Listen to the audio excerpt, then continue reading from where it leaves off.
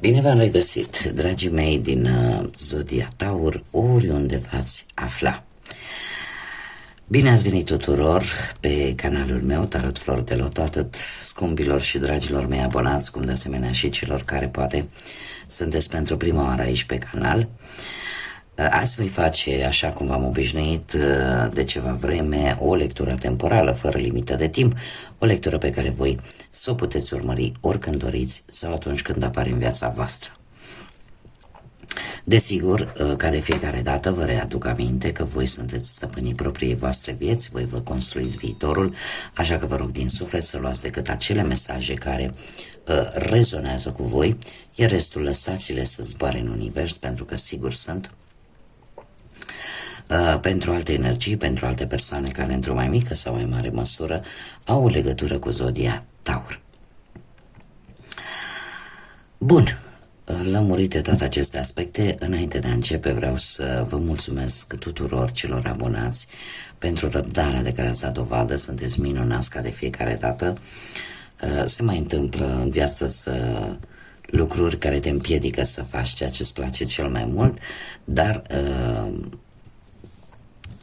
asta este, mergem înainte și sper ca și voi să fiți bine și lecturile mele să vă ridice cel puțin moralul și să găsiți răspunsurile pe care voi le căutați.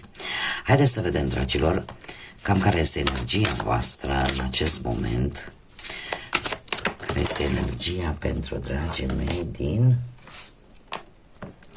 Taur. Și avem spectrul Halloween-ului și suntem aici. Avem cifra 5. Ce ne spune această energie, această carte? Ne spune că cumva unii dintre voi sunteți în situația în care trebuie să decideți dacă vrei să vezi poate o anumită situație sau lucrurile dintr-o anumită situație în profunzime sau să le iei așa cum ele apar a fi. Este de fapt o carte care ne vorbește despre măști. Măști vis-a-vis de anumite persoane, măști vis-a-vis de anumite situații.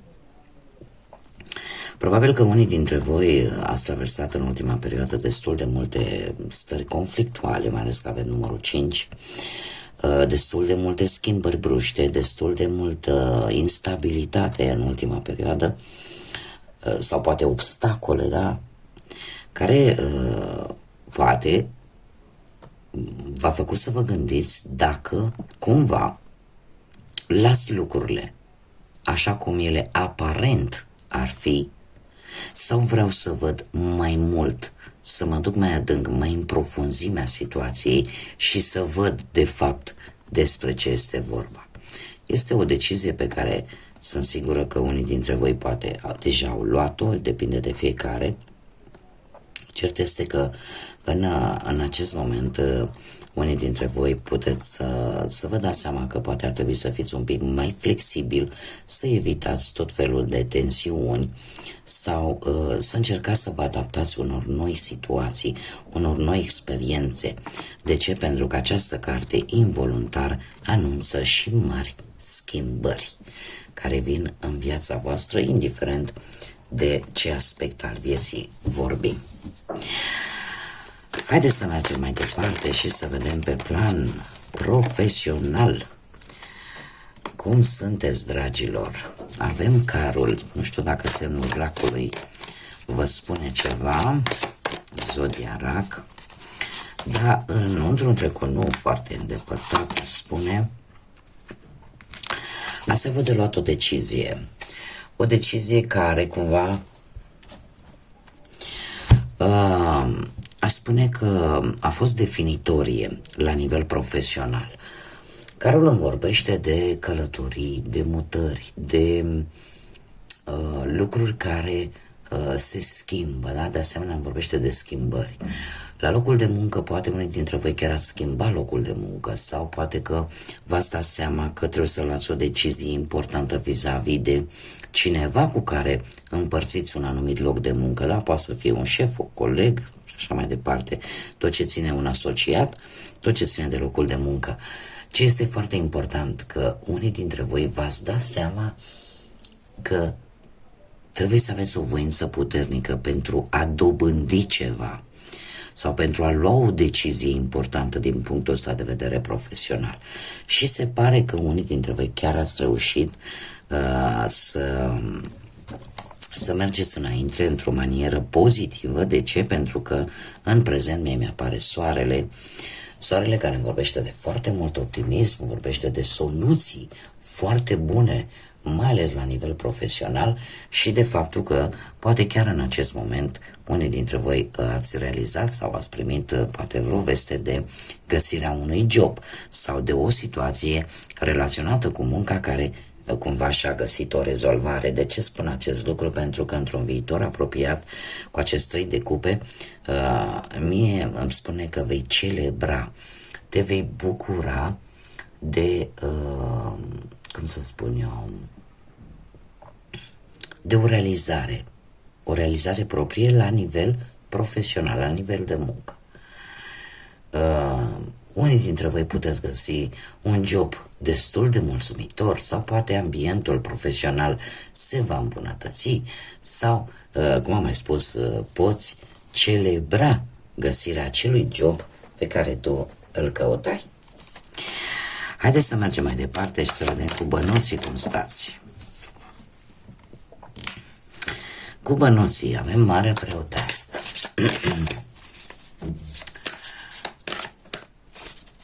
E posibil să vă fi dat seama într-un trecut nu foarte îndepărtat că cineva nu e tocmai cinstit cu voi și că poate vă ascunde ceva din punct de vedere financiar. Iar lucrul ăsta v-a făcut să căutați informații și aceste informații în acest moment pe voi v-a adus în situația în care ați spus, știi, nu mă mai conformez cu o anumită situație financiară. Vreți să ieșiți, vreți să rezolvați ceva material, ceva legat de bănuți cu acest 2 de bâte, chiar dacă asta cumva te duce un pic, te pune un pic în dilemă, dar există acea dorință de a fi echilibrat între bănuții care intră și cei care ies, între lucrurile pe care poate le-ai aflat, da, și pe care nu le știai, te-au făcut cumva să fii un pic mai atent la detalii, un pic mai curajoasă, da, din punctul ăsta de vedere material, în așa fel încât lucrurile, într-un fel sau altul, încet se vor îmbunătăți. Este, aș zice, poate unii dintre voi chiar un moment destul de prielnic, poate să cereți poate o mărire de salariu, da, în urma informațiilor pe care voi le-ați dobândit. 8-ul de monede, într-un viitor apropiat, îmi spune că poți primi un sprijin bănesc pe care tu îl așteptai sau poate pur și simplu vei reuși să rezolvi o problemă materială.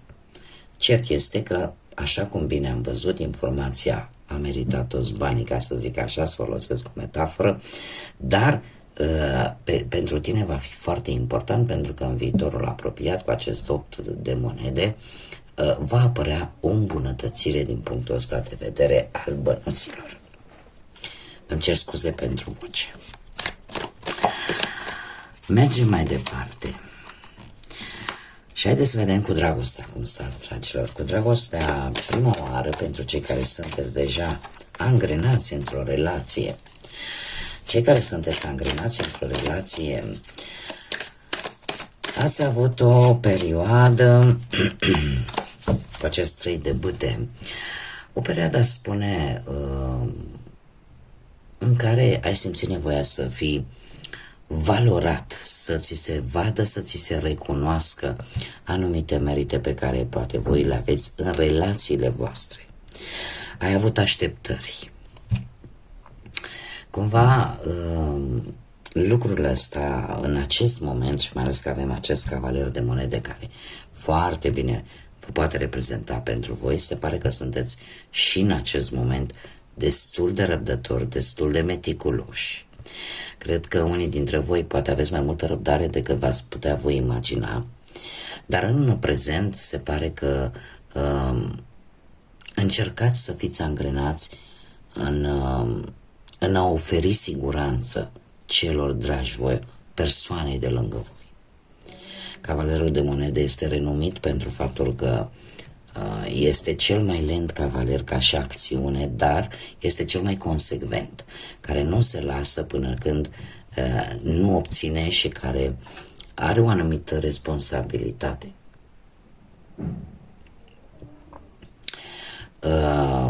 Și în general cam în toate aspectele vieții. De asemenea, e posibil ca anumite să fiți dispuși, ca să zic așa, să onorați, să vă respectați anumite promisiuni sau anumite compromisuri. De asemenea, ce ar mai fi de spus? Că sunteți conștienți că în momentul în care poate relația voastră trece prin niște hopuri, cumva lucrul trebuie să fie făcut împreună. Dar trebuie lucrat împreună la relație. Și unii dintre voi chiar sunteți dispuși să aveți răbdare, să așteptați, poate, chiar dacă aici avem și un paj de spade. Aici vorbește ori de o persoană tânără, poate să fie, poate, pentru unii poate simboliza propriul copil, pentru alții poate simboliza caracterul juvenil, caracterul tineresc, pe care poate unii dintre voi posibil să-l aveți în următoarea perioadă. De ce? Pentru că pajul de spade este renumit pentru nerăbdare. Există aici cineva care, într-o formă sau alta, totuși, și tare, nu neapărat că mi-e teamă, unii dintre voi s-ar putea să nu aveți, să ziceți în acest moment, știu, o să am răbdare, o să rezolv situația, dar totuși să nu fie chiar așa. Să vă dați seama totuși că poate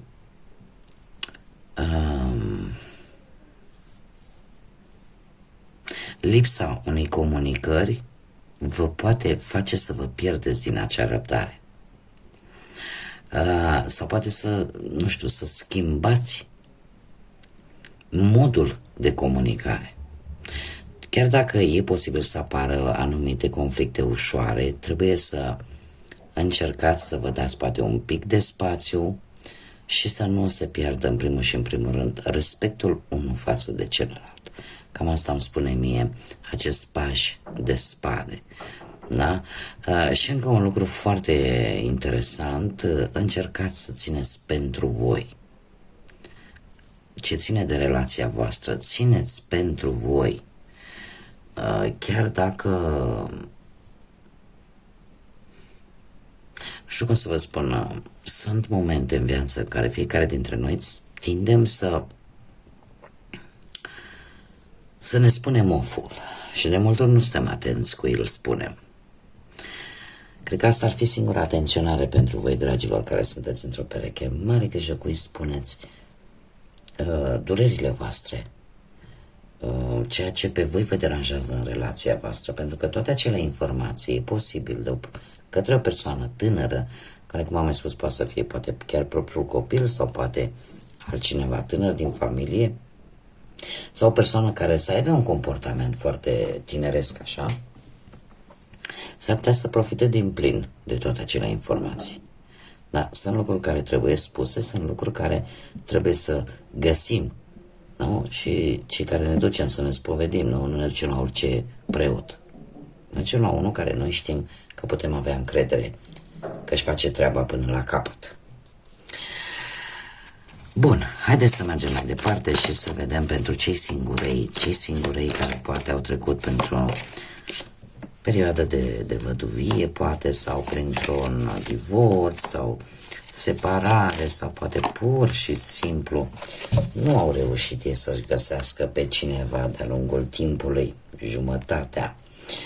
Dragilor, voi ați traversat în ultima perioadă cu acest 7 de cupe o perioadă în care ați cam fost așa duși de iluzii, de imaginație, de vise care sau de tentații care nu prea aveau, sau cel puțin voi gândeați că nu au,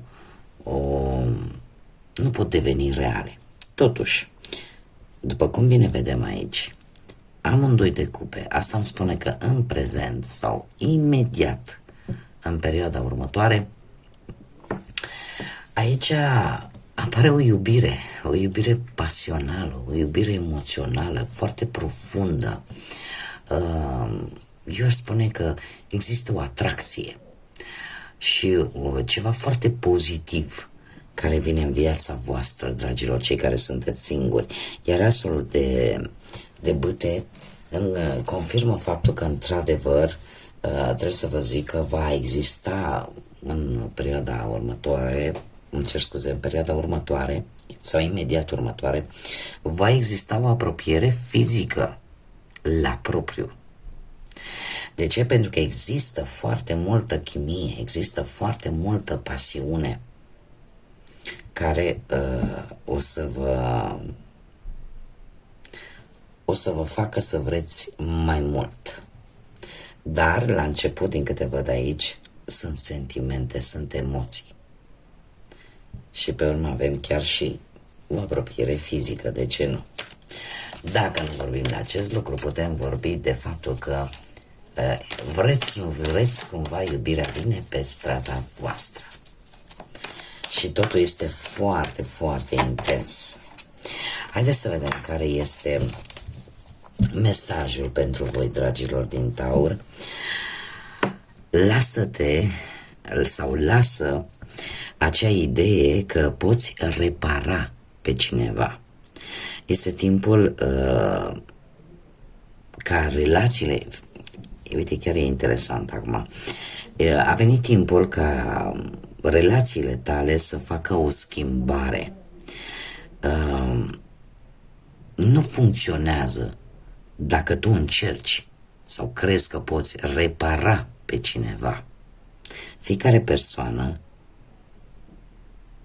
trebuie să se ocupe de ea sau de el și de propria sa vindecare. Asta îmi spune că probabil unii dintre voi încercați cu tot din adinsul sau din intenții bune să ajutați o anumită persoană în a se vindeca, în a trece de o anumită situație marcantă pe care respectiva persoană e posibil să o fie avut-o în viața sa. Totuși, așa cum am mai văzut și în alte lecturi și o spun de câte ori am ocazia, nu putem, o persoană care nu încearcă să se vindece ea mai întâi pe sine însăși, este foarte complicat ca cineva din exterior să încerce oricât de mult și-ar dori și oricât de bune intenții ar avea. Este foarte greu. Și sunt conștientă că acest mesaj îmi cer scuze acest mesaj e direcționat pentru anumite persoane. E posibil ca unele relații pe care voi le aveți să fie afectate de aceste răni profunde pe care le poate avea o persoană dragă de lângă voi. Dar, așa cum bine spune, în momentul în care respectivul sau respectiva persoană nu va încerca să se vindece ea mai întâi și abia pe urmă să accepte ajutorul pe care voi vreți să-i dați, este foarte complicat. Ca voi din prima să o reparație, așa cum bine spune acest mesaj, cu ghilimele de rigoare. Da? Pentru că mai întâi trebuie să accepte că are o problemă, mai întâi trebuie să accepte că trebuie să depună un efort, da, personal, și abia pe urmă să voi, în bunele voastre intenții, să încercați să ajutați respectiva persoană. Și eu tind să cred că este vorba despre ceva la nivel sentimental în mare parte. Bun, aceasta a fost lectura pentru voi. Încă o dată mii de mulțumiri tuturor celor care ați avut răbdare și ați așteptat revenirea mea cu lecturile. Vă mulțumesc din suflet și vă doresc ca următoarea perioadă să aveți parte de multă sănătate, de tot ce e mai bun, de multă energie pozitivă, iar până la următoarea lectură, numai bine vă doresc și, ca de obicei, să fiți iubiți, dragilor!